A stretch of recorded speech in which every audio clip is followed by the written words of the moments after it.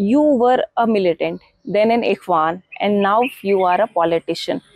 And in 1992, you were arrested and you were in jail for 26 days. आदाब, आप देख रहे हैं आवाज द वॉइस और मैं हूं आपके साथ यास्मीन खान। अब जम्मू कश्मीर में एक बार फिर से इलेक्शन की सरगर्मियां शुरू हो गई है और आज इलेक्शन एक्सप्रेस जो है आवाज द वॉइस ने दोबारा शुरू किया है, जिसमें हम कुछ पॉलिटिशियंस जो है उनकी लाइफ की प्रोफाइलिंग करेंगे और ये जानने की कोशिश करेंगे कि लोग जो है आखिर उनको अपना मैंडेट क्यों देंगे। और आज इस कॉन्वर्जेशन में हमारे साथ है उस्मान मजीद, जो बांडीपुरा से कई दफ़ा इलेक्शन लड़ चुके हैं, 2 बार एमएलए रहे हैं, एमओएस रहे हैं प्लानिंग एंड डेवलपमेंट के। Thank you so much sir for sparing your time for this interview. Thank you. So since I said कि ये जो इंटरव्यू है it's basically the profiling of the leaders कि लोग आपको क्यों अपना मैंडेट देंगे। So let's just talk about your background. You were a militant, then an Ikhwan, and now you are a politician. So what exactly was the turning point in your life that made you shun the path and opt for politics? You mean sir, when I was with what we call when we were in the so-called moment? Yeah. Yeah, there are many reasons for that. One reason is when we start this movement, we thought because it was the only moment, I must say, which was 100% supported by the people of Jammu Kashmir, particularly I'm talking Kashmir. Why it failed is also a question mark. Otherwise, usually we have seen the movements which were run in any part of the world on any issue, whether it's a geographical issue or any religious or any issue. I think that was not supported 100%. We have seen. So, usme ye hai ki we saw Pakistan played their game. और शुरू से ही the moment we start JKLFM was formed, उसके साथ ही उन्होंने अपने जिनको वो कहते हैं प्रो पाक ये militant organisation they launch them also, और कन्फ्लिक्ट वहीं से शुरू का। ये लड़ाई है, ये काफिर है, ये मुसलमान है, ये जिहाद कर रहा है, ये मुजाहिद नहीं है, क्योंकि सेकुलर कश्मीर के लिए लड़ रहा है। तो दे स्टार्टेड इट फ्रॉम 19 बिल्कुल मिडल ऑफ द 90। और लोग जो 100% सपोर्ट कर रहे थे, आहिस्ता आहिस्ता आहिस्ता आहिस्ता लगा कि हम उनके जानलेवा बन गए। और ऐसी सिचुएशन खड़ी हो गई कि माँ बेटे के खिलाफ, बेटा माँ के खिलाफ, बेटी माँ के खिलाफ, बाप बेटे के खिलाफ, भाई भाई के खिलाफ हो गया। और ऐसा डेथ एंड डिस्ट्रक्शन शुरू हो गई। तो जिससे लगा कि हम क्या कर रहे हैं आखिर, what are we doing, where are we heading, because it's a very small society, जिसको अगर हम इस मारदाड़ कत्ल गैरत that was from both the sides. Yeah. It was from here this side and this side, because उनके पास तो logic था कि हम लोगों ने बंदूक उठाया, बगावत कर रहे हो स्टेट के खिलाफ, वहाँ से ही हमको बंदूक दिया था, मार काट करो, फौज के खिलाफ लड़ो, एवरी इंडियन आइडेंटिटी जो है उनको डिस्ट्रॉय करो, ख़त्म करो। तो उसमें हमने देखा है कि हम तबाही की तरफ जा रहे हैं। और at the end of the day हमने देखा पाकिस्तान के पास कोई कंक्रीट ऐसा नहीं है जो हमको इसको लॉजिकल कंक्लूजन तक ले जाता। और उससे सिर्फ हमारी खुदकुशी हुई। मैंने एक दिन एक सवाल पूछा सरदार क्वीम से, सरदार साहब, he was that time the prime minister when I stayed there in Pakistan for 2 years. I was POK, not Pakistan, POK. I was vice chairman of United Jihad Council. तो मैंने उनको कहा कि हमारा फ्यूचर क्या, where are we heading? उसने कहा you are the biggest fools. I don't know what has happened to you. You are dying for what? You don't know what is happening with us. I told him, what should we do? उसने कहा go and save yourself, save your people, do something for them. But sir, so that started.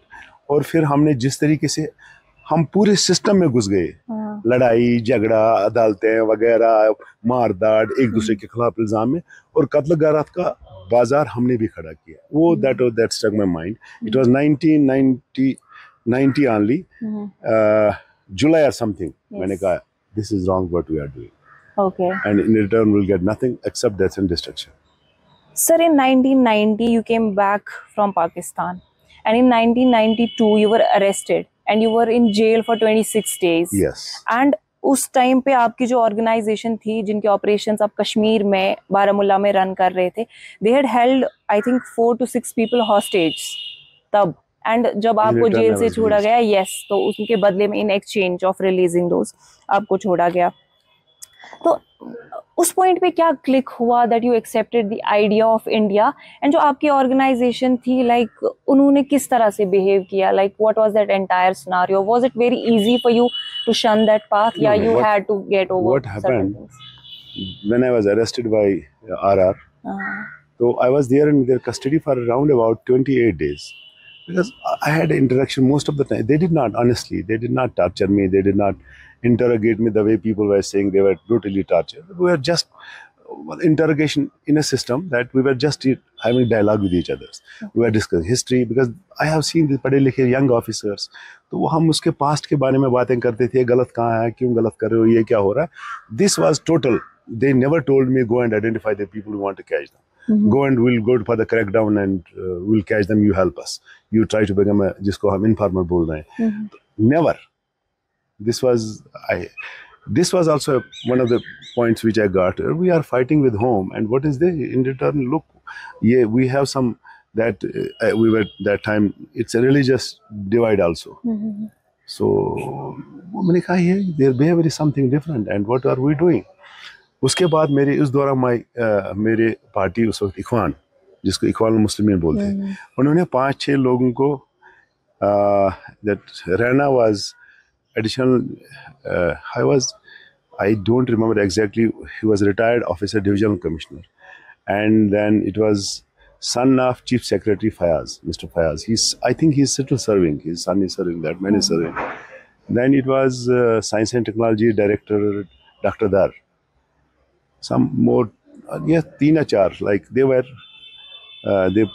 make them hostage, and in return, in exchange of that thing, we were released. The moment I came out, I got so much disturbed. I thought, we don't have any roadmap to fight this. क्योंकि ये इतना लंबा चौड़ा है, और मैंने अपने लोगों को भी कह दिया, मैंने कहा ये लड़ाई हम गलत लड़ रहे हैं, और इसका मुझे नहीं लग रहा. They start turning against me, और after some time they kept me in Srinagar for 9 months. बंद रखा. Okay. In other words, आज मारेंगे इसको, कल मारेंगे. Okay. तो 9 महीने में श्रीनगर में उनके पास रहा. By the time कुछ हुआ तो I was told to go to the base camp, that is POK. There I stayed 2 years. There I got a chance to speak everyone, to meet politicians, to meet the military officials, to meet ISI, to meet the ISI chief, and I was base camp in charge also. So वहाँ मैंने देखा कि ये सब खुदकुशी हम कर रहे हैं, और मैंने अपने ऑर्गेनाइजेशन को भी बोला कि ये गलत है, हम लोगों को मरवा रहे हैं, कश्मीर के लोग मर रहे हैं. We are fighting the war of survival of Pakistan. मैंने एक दिन ISI के चीफ के साथ लड़ाई भी की इस पर. उसको मैंने कहा, जब वो UGC की मीटिंग थी, मैंने कहा what is your policy, how you are going to liberate Kashmir from India. He told me who the hell are you to ask this question. I told him what do you mean. Yes, your job is to fight. We know how to liberate Kashmir from Indians. I thought it was just a shock for me, because मेरे साथ कोई वहाँ अब्दुल मजीद डार था मरहूम. ये 3 लोग या 4 लोग जो प्रो पाक एजेंडा लेके यहाँ चल रहे थे, वो छोड़ के बाकी मेरे साथ वॉकआउट किया, include the chairman Tanveer Islam. He was from Tariq Mujahideen TM. 3-4 घंटे के उसमें उन्होंने कर दिया. जनरल लियाकत था, उसने कर करके फिर वहाँ बोला. तो मैंने कहा my question is same. You want to listen the answer? मैंने कहा of course. He said prick and bleed. Okay. What do you mean by that, prick and bleed? I told it means this is a cobra. India is a cobra coming towards Pakistan, and you have given us a needle. Every day we are pricking it. The day we prick her, it turns head towards Kashmir. It eats 5, 10, 20, 30 a day. मैंने कहा, and he also told, don't prick it so deep. In retaliation, they will attack us. Yes, because Pakistan couldn't actually wage a war. Exactly. I told you it means we are fighting your war of survival. हम आपके बलि के बकरे हैं Kashmir. I have every right to ask you question because I am the ambassador of my people here. I know उनके साथ क्या ज्यादती हो रही है, क्या मुसीबत हो रहा है उनके साथ. तो उसने कहा this is it, okay. That also was a turning point for me. And then I decided I came immediately back after 94 end. Landed back here and उन्होंने by the time यहाँ इख्वान शुरू हुआ था, headed by कुकबर. फिर मैंने उनके साथ I told them we should not be like militants. I told them, don't get used, do something for the people. करो कोशिश, अगर हमने किया आप भी कोशिश करो कि रिहेबिलिटेट करो. अगर कोई मिलिटेंट है आज ने गलती की, इसको माफ़ करो, कराओ, इसको सरेंडर कराओ, इसको घर में बिठाओ. इख्वान मूवमेंट थोड़ा उसको बदनामी भी लोगों ने ज़्यादा की क्योंकि मीडिया का सपोर्ट नहीं था, हर चीज़ उनकी तरफ था. यहाँ पाकिस्तान और आई से मिलिट्री की डोमिनेशन थी. Hurriyat conference, militant organization, even the mainstream politicians, they are all attacked Ikhwan, unfortunately. मैं समझता हूँ whatever is today, it's because of Ikhwan, honestly speaking. वरना हमारे गाय भैंस को भी बुर्का पहना होता. आप मेरे ख्याल में शायद आज मीडिया में नहीं होती, शायद आपके माँ बाप इतनी ज़बरदस्ती होता 12-13 साल की उम्र में आपकी शादी का, और यहाँ डेथ और डिस्ट्रक्शन ऐसा होता है, और वहाँ वो उस इख्वान मूवमेंट की वजह से है. तो आज मैं, लेकिन उसमें everyone was not good. हर ऑर्गेनाइजेशन में बुरे लोग भी होते जिनकी वजह से बदनामी होती, और उसको ज़्यादा एक्सप्लॉइट किया उन्होंने, और media played absolutely dirty. I am sorry to say it. अच्छी बात कभी उन्होंने की. People surrendered in thousands surrender किए, लोगों को घर में बिठाया, बैठे, आहिस्ता आहिस्ता खौफ का माहौल खत्म हुआ. जो मिलिटेंट डोमिनेट थे, घरों में घुस के जो करना है वो साफ हो गया, क्लीन हो गया. एक्सेप्ट बीच में एक फेज आया था जो 99 वाला है, जब बॉर्डर वगैरह खुल गए तो उनने they send mercenaries, they thought Kashmiris are tired and sick of it and they have realize this is wrong, और indigenous factor by the time खत्म हो गया. तो इसलिए Ikhwan played a good role, very good role. Yes, I can not rule out bad elements where also. Yes. तो sir 1990s में जो Kashmiri pandits के साथ हुआ, अब आपकी जो तब की आइडियोलॉजी थी और अब की आइडियोलॉजी थी, तो उनकी रिहैबिलिटेशन को लेके आपके क्या व्यू पॉइंट्स हैं? देखिए, मैं आपको बोलूँगा ये एक बड़ा इशू है. It may not be a big issue in India, but it is a big issue in J&K, particularly in Kashmir. हमारे भाई यहाँ हमारे बगैर है. Unfortunately, is a very important part of our society. What connect we have, that is a cultural connect. हमारा सबसे बड़ा, I don't think religious connect is so important in this world. It's only the cultural connect जो matter करता है. Yes. और हमें उनके साथ वो है. तो आज we miss them, no doubt. लेकिन उनके बारे में ना सक्सेसफुल गवर्नमेंट ने, सरकारों ने कोई प्लान नहीं. और मैं समझता हूँ अगर गवर्नमेंट के पास विल होगी तो शायद ये कुछ इनको पॉलिटिक्स के लिए इस्तेमाल किया जाता है. Successful government has done it, particularly the present regime has also done it. 2014-19 में तो उन्होंने खूब किया है इस्तेमाल. इस बार तो इतना ज़्यादा हुआ नहीं, लेकिन रोड मैप कुछ नहीं था. रोड मैप कैसे होगा? देखिए, सरकार की जिम्मेवारी है टू फैसिलिटेट. उसमें जब तक ना मेरा भाई यहाँ से निकला है, जब तक ना मैं उसके पास जाके बोलूँगा I am there to take care of you, कम, सरकार के बलबूते पे नहीं हो सकता है. लेकिन सरकार को फैसिलिटेट करना है, कम्युनिटीज़ को बिठाना है, सबको, और ग्रास रूट लेवल पे इसकी लड़ाई शुरू करनी है. ताकि जो डिस्कनेक्ट हुआ, क्योंकि ऐसी जनरेशन आई जिनको ना आपका पता है ना मुझे पता आप कौन है. वो हम जानते नहीं. यहाँ किसी बच्चे को बोलो कश्मीरी पंडित कौन है, वो कहेगा वो कौन सा जानवर है. This is what we are missing. We don't know हमारे भाइयों के साथ क्या हो रहा है. और मैं समझता हूँ अगर कोई ऐसी सरकार आए, immediately we should work on this. हमने सोसाइटीज़ के बीच में, हमने कम्युनिटीज़ के बीच में, हमने लोगों के बीच में खड़ा करना है कि भाई साहब जो हुआ है माफ़ करो एक दूसरे को. या उनको बोलो आप यहाँ से निकल गए, चाहे कैसे भी हालात हुए, किन सर्कमस्टेंसेस में हुआ. जहाँ कश्मीरी ने बोला कि, कश्मीरी मुसलमान ने बोला कि मैं अपने आप को नहीं, सॉरी मैं आज नहीं बचा पाऊंगा, क्योंकि पास्ट में उसने इसके लिए काम किया है.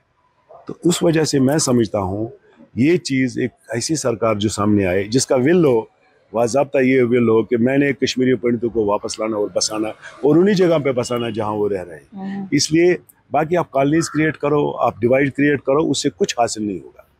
तो ये मेरा छोटा मोटा इसके बारे में आइडिया है कि अगर हम इसको इम्प्लीमेंट करें, I am sure days are not far off कि हम आपस में फिर वापस आ सकते हैं. But confidence has to be given from this society, majority society.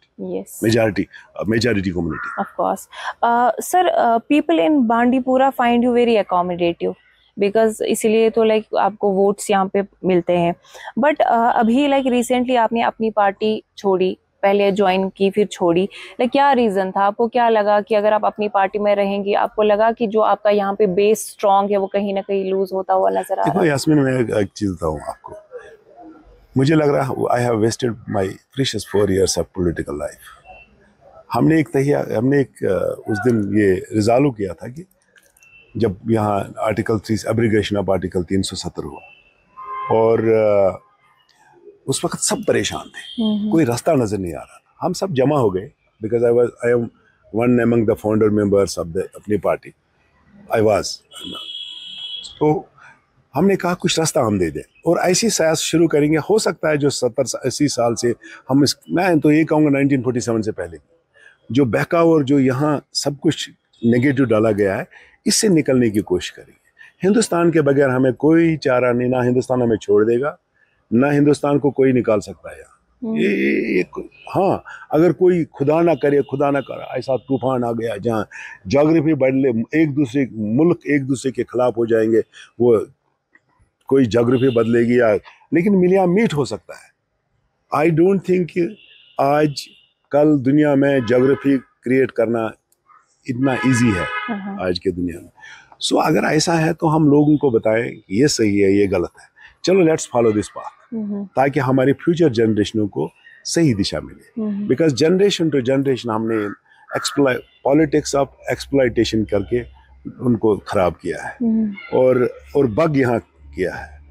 खासकर 1977 के बाद तो ज़्यादा ही परेशानी हो गई, जब उसमें वो कोशिश थी हमारी, और हमने ये कहा will not be agent of any party, हम एजेंट बनेंगे जम्मू कश्मीर के आवाम के, और अगर हम उनके एजेंट बन के काम करेंगे आई एम श्योर लोग हमें सपोर्ट देंगे और एक नई बात, सच्ची बात कह के दे विल फॉलो अस। वही हुआ 3-3.5-4 साल में हमारी पार्टी ऐसे बूम हो गया कि it was considered to be the option for National Conference, option against National Conference, और लेकिन सडनली हम लोगों ने रोल एजेंट का कर दिया। We just by people used to taunt us that they are a B team of BJP, but we have proved it, we are BJP B team। हमने NDA को बोला एनडीए के साथ है, हमने उनके साथ स्टेज शेयर किया, उन्होंने हमारे खिलाफ कैंडिडेट इस्तेमाल नहीं किए, और किस ने इस पार्टी में इसको कर दिया, ये चीज़ों पे लाया, और फिर तो रिजल्ट आपके सामने, पीपल रिजेक्ट, एक ही गो में अपनी पार्टी को रिजेक्ट किया। और मेरे लोगों ने यहाँ बोला या तो हमें छोड़ दो या अपनी पार्टी को छोड़ो। सर अपनी पार्टी की चलिए अब देखते हैं लाइक फर्दर उनका क्या फ्यूचर होगा, बट सजाद लोन का कुपवारा में एक डोमिनेंस है, तो वर्बली आपकी पार्टी ने सजाद लोन को सपोर्ट एक्सटेंड किया था पार्लियामेंट के जो इलेक्शन हुए थे, बट इंटरनल सपोर्ट कहीं ना कहीं आपका इंजीनियर रशीद के साथ था, बिकॉज आपके वर्कर्स है कहीं ना कहीं उन्होंने इंजीनियर को भी वोट दिया था, तो लाइक क्या था इंटरनल मामला? मैं आपको बताऊं, एक बड़ा जलसा सजाद लोन ने अपनी पार्टी और आपस में कर दिया, और उससे एक बहुत रॉन्ग सिग्नल हुआ। तब तक सजाद लोन सही जा रहा था और लग रहा था कि दो के बीच में मुकाबला है उमर साहब और सजाद साहब के साथ। सडनली जब उनने वो कर दिया तो उससे लोगों ने कहा ये वाकई तो बी टीम है। और एक ऐसी सुनामी आई जिसने सबको अपने साथ लेके गया है। मैं तो 90 इयर्स ओल्ड लेडीज जिनको बेचारियों को पॉलिटिक्स में कुछ नहीं पता था, वो भी कहते हैं लोहे के पीछे आदमी, लोहे उनके बाद जेल, लोहे के पीछे मैंने अपने कानून सुने, उसको अल्लाह ताला रोज़ माशर में पकड़ ले। ये हाल बना और एकदम ऐसा चेंज हो गया कि लोगों को, मुझे डाउट है मैंने वोट दिया, पता नहीं मेरी बीवी ने वोट डाला है नहीं डाला। और उस हवा ने जो उन्होंने हवा किया बारामूला में, जो बड़ी रैली की थी, उसका खमियाजा सजाद लोगों को उठाना पड़ा। और वही वजह है कि वी कुड नॉट जस्टिफाई। मैं अपने लोगों को बोला, अपने इलेक्शन से पहले मेरी इंटरव्यू सुने होंगे, मैंने इलेक्शन से पहले बोला, मैंने कहा I am not the servant of anybody, मैं किसी की डिक्टेशन नहीं सुनूंगा, मैंने कोई डंडा झंडा कुछ नहीं है मेरे पास, मैं लोगों ने मुझे एक्सेप्ट किया और विद दिस की you will work for us, और हमारी बात को मान सम्मान करोगी। मैंने कहा मेरा सब कुछ मेरा बांडीपुरा है और मुझे कोई किससे गर्ज नहीं है, जिन्होंने मुझे इस जगह बिठाया वो मुझे उतारना भी जानते हैं, लेकिन अगर मैं उनका सम्मान नहीं करूंगा, उनके जज्बात और एहसासात का ख्याल नहीं रखूंगा, तो फिर वो मुझे कैसे सपोर्ट करेंगे। और यही कारण हुआ कि what ever I will do, I will only do it for the interest of my people of Bandipora.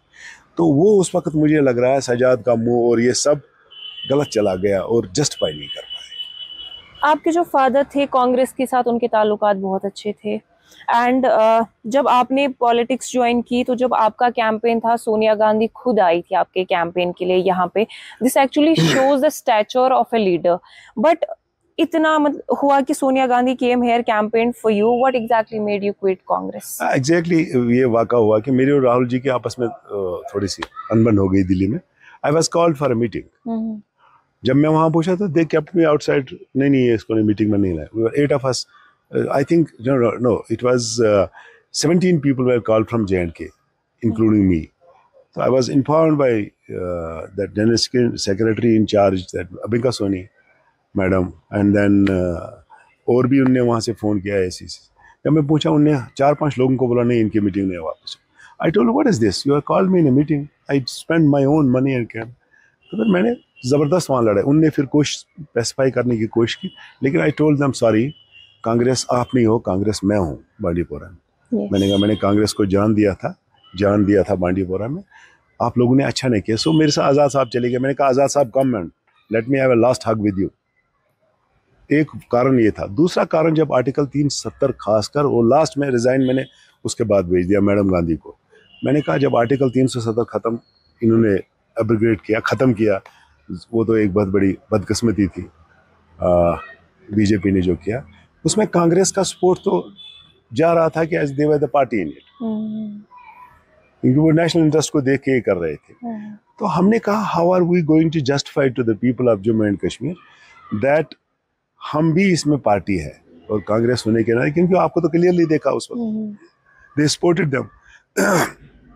मैंने उनको लेटर लिखी. मैंने कहा एक, क्या आप जम्मू कश्मीर के आवाम से AICC के जरिए AICC ये कहेगा कि हमने जो पास्ट में किया उसके लिए हम माफ़ी चाहते हैं जम्मू कश्मीर के आवाम को.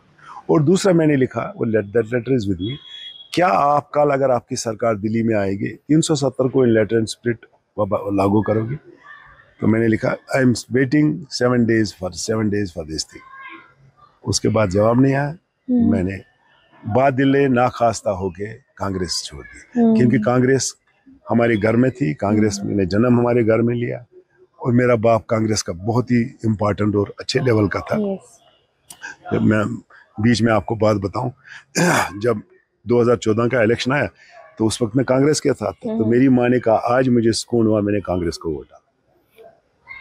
ये इस हद तक जज्बा था. तो इसीलिए मैं कहना चाहूँगा कि कांग्रेस ने भी वो किया जम्मू कश्मीर के साथ, उन्होंने एक मीठी छुरी से कर दिया. और बीजेपी ने एक ही झटके में ये कर दिया. डंडा झंडा जो रखा था बीजेपी ने, बाकी कांग्रेस ने. इसीलिए वो भी एक कारण है कि मैंने कांग्रेस छोड़ा. 2014 की अगर हम बात करें, मुझे लगता है जब वो इलेक्शन हुए तो मुझे लगता है सड़क के पत्थर भी PDP को चूज कर रहे थे, बट देन आपको वोट्स मिले बांडीपुरा में. Was it because of Congress और it was entirely because of Usman मजीद? देखो आपने तो देखा होगा कांग्रेस के बाद क्या यहाँ है. मैंने 2008 में the day I lost election, not because of this thing I had not done anything. I change the history of this place. लेकिन लोगों ने ये कहा शायद मेरा जो अपोनेंट उस वक्त इलेक्ट हुआ, लोगों ने कहा शायद उस्मान के बजाय ये ज़्यादा काम करेगा. Not because of my work कि I was defeat, he did nothing. तो वो एक कारण था. उसके बाद में 2008 के बाद मुझे पता था बांडीपोरा के लोगों को थोड़ी सी उसमें चूक हो गई इसको सिलेक्शन में. But I work so hard from 2008 to 2014. तो हर एक के काम आया, दौड़ा रहा, जहाँ मौका मिला वहाँ बांडीपोरा के लिए कुछ न कुछ. उन लोगों ने देखा कि हार के भी ये हमारे साथ खड़ा है.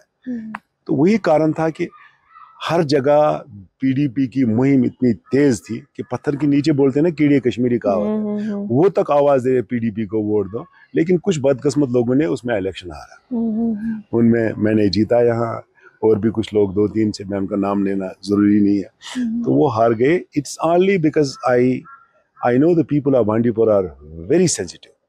पढ़े लिखे लोग, वो अच्छे और बुरे में तमीज करना चाहते हैं. और उनके पास एक ही वो है, ये मोडस ऑपरेंडी कि वी विल सी मेरिट पे, हमारा किसको मेरिट पे हम सिलेक्ट करें और जो हमारे लिए काम करेगा. That is the reason I think my people are the best. Yes, बाकी जगह पे ऐसा नहीं है, लेकिन my people are the best people जो दिमाग इस्तेमाल करके वोट डालते हैं. मतलब केरला वाला मॉडल है actually. Exactly I have seen it. 2014 के बाद हमारी सरकार नहीं थी, मैं अपोजिशन में था, लेकिन लोग गवाह है और रिकॉर्ड गवाह है कि जो मुझसे हो सका दौड़ता रहा, बैठा नहीं। और वो चीज़ वो बुनियाद मैंने डाली है। इस बुनियाद को आप कोई नहीं हिला सकते। बांडीपोरा में पानी, बिजली, सड़क is not an issue. And I am giving very soon. I am giving my manifesto to the people, and the things that will be entirely different. I am thinking of 20 years ahead. कि what is the demand of the people now, which we justify after 20 years, 30 years down the line. उस चीज पे मैं काम करूंगा if people of Bandipur elect for me. I told them categorically, don't ask me about Bijli Pani Sadak. This issue is resolved here. We need something big for our youth. We need something to empower our So what's ladies. exactly in the bucket list? I will let you know very soon because that is almost ready. So that day we'll hold press conference and give it to you. Through you can reach the people. Yeah. Also, there are rumors that Congress is also, again approaching you. So is it true? Every party is approaching, not only Congress, National Conference also. But I told them this election will be in Kashmir, particularly in Jammu and Kashmir, and in Bandipur it has always been. There will be no danda agenda. People will see where our interest is. They will focus on individuals instead of focusing on the parties, because it's not parliament election, it's an assembly election. It's a very small area where people will see in terms of the interest of that area. Yes. And the format for governance is clear. Yeah. Because nothing will come here. One who is dedicated, one who is committed, one who is have know-how about resolving the issues. We have to go to Delhi and get these things to be done there only. Except the routines, panchayat work, wo to chalta rehta. For that you need a man who can do this thing. So people will focus on these faces, they will think that they will do something as they can run for us. Because there are numerous number of issues. There are so many issues regarding youths. There are issues regarding the administrative things. There are issues regarding economic that related to the economics. There are issues which are related to the women empowerment. There are issues related to our backward classes. So we have to address them, and this is time for us. If Government of India claims we are for Kashmir, then we must take advantage. Let's see how much forward they will come. Sir, you were also like MOS planning and development. तो अगर बांडीपुरा की बात करें, so on a scale of 10, आप development को किस तरह rate करेंगे, specially after the abrogation of article 370 जब से एलजी एडमिनिस्ट्रेशन का रोल रहा? I don't see any big thing happened here. I see they maximize the roads. It's good routine. They are putting this money, getting it from different sectors and pumping into the road sector only. That's Magdam I have seen. That's the change which I have seen. But they laid the foundation for these roads right from 2002. I don't see much of the change has taken places. I see it because you are hiding things also. Media is not playing exactly, because you should also criticize the people. Usi se to, by that way we can get good things and can balance, and people will come to know the facts. So it is, but as far as governor rule is concerned, it is always one-man rule, and people don't talk much about that rule. They feel unsafe. If we compare with the democratic setup, people will come and say any bad word to me also. They know he is our MLA or he is our representative. He has to tolerate, because tomorrow again he has to come to me. Yeah. हमारे वक्त में in a democratic setup, that's the beauty of this country. People come forward, they say the positive, they talk of negatives, they talk everything, and things become visible. You also come and criticize me. Sometimes you are doing wrong this thing. Why are you doing it? You have done wrong. You have done this thing good. That is the beauty of democracy. Everybody is playing their own role. You have your role, I have my role, executive has its own role, judiciary has its own role. But the combination is not now there. किसको बोले कि भाई ये ठीक नहीं कर रहे, ये ठीक कर रहे? तो चेंज नहीं है, लेकिन एक चीज में चेंज है. Somehow peace is there. So law enforcing agencies have maintained that. There's no stone pelting. People feel safe. You can come easily to the Bandipora. You can go back with respect and dignity. That's the biggest change. And militancy's graph is not so much. Yes, there is a militancy, and we don't rule out that thing. It will end very soon. It can end. I think it will take another 2 decades to end, because a country has taken contract of or death and you know it destruction. better. Yeah, so it will not end up. And those who will claim that militancy is gone, they are wrong, absolutely wrong. It will continue, and they cannot curb the militancy in total. Yes, the beauty of that our policy and system is we can keep the violence, the rate of violence down. That's the beauty. That's the job which the security force, law enforcement agencies have to do. Yeah. So, but it is the militancy is now. There are many factors, many things in it. They people have vested interest in it. I think somehow vested interests are from right, left also. They want this thing because उनका चल रहा है. So in the end, like, what's your message for the people of Bandipora? Yeah, my message is elect me, trust me. मेरे से भरोसा करो, faith रखो मुझ पे. I will work for you. दौड़ूंगा और ऐसे दौड़ूंगा इंशाल्लाह. आप देखोगे जो मेरे दिल में है, मैंने रिज़ालू किया है कि मरने से पहले मैं ऐसे काम करूं जो मेरे मरने के बाद लोग याद करेंगे. अल्लाह इसको जन्नत नसीब करे, इसने ये काम अच्छा किया. यही मेरी लालच है. Give me the support, give me the time, give me the opportunity to serve you. I am there for you every time. Black and white सब कुछ मैं आपके लिए हूँ, और मुझे सपोर्ट कीजिए, मुझे वोट दीजिए. Particularly youngsters, I will tell them, because we have to make your future. We have to think of your future. We cannot destroy your future now on only for political gains. Something concrete has to be done to for this beautiful place in the country. Thank you. So we had a conversation with Usman Majid, and I think this conversation can go on for hours because आपकी life की history इतनी interesting रही है. But then I think time won't allow us. Thank you so much, sir, for sparing your time for this interview. Thank you. Thank you. Thank you so much. God bless.